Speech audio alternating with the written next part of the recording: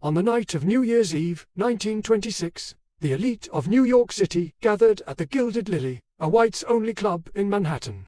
They were there to celebrate the debut of Clara DeWitt, a young socialite proclaimed to have the voice of an angel. As Clara took the stage in a shimmering gold dress, the applause was thunderous. But when she opened her mouth to sing, the tragedy wasn't that she missed a note. The tragedy was that the voice filling the room was powerful, soulful, and painfully real while Clara stood frozen, her mouth completely shut. The voice wasn't coming from the woman on stage. It was coming from the floorboards beneath her feet. 3 months earlier, a black woman named Etta Vance had walked into the service entrance of that same club.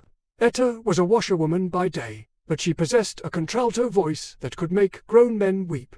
The club owner, Mr. Sterling, heard her singing in the alley while hauling trash. He saw an opportunity. He offered Etta a job. He told her she would be the star, but when she arrived, he led her not to the stage, but to a cramping, dusty crawlspace directly underneath the stage. He drilled a grate into the floor and set up a microphone. "They want the sound," Etta, Sterling told her, pressing a few dollars into her hand. "But they don't want to see you. You sing down here. Miss Clara will stand up there. You make her famous, and I'll make sure you eat." For weeks, Etta sang her heart out in the dark, breathing in dust and rat droppings, while Clara DeWitt received the flowers, the money, and the fame above. Etta was erased. She was forbidden from entering the front door. She was a ghost in her own life. Then came the winter freeze.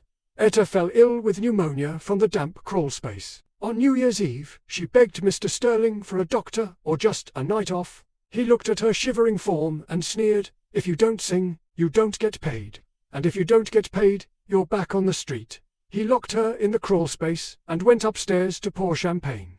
Etta Vance sang that night. She sang the opening number with a sorrow so deep it shattered glasses on the tables. But halfway through the song, her heart gave out. Etta died alone in the dark, beneath the feet of people cheering for a lie. That was when the silence should have fallen.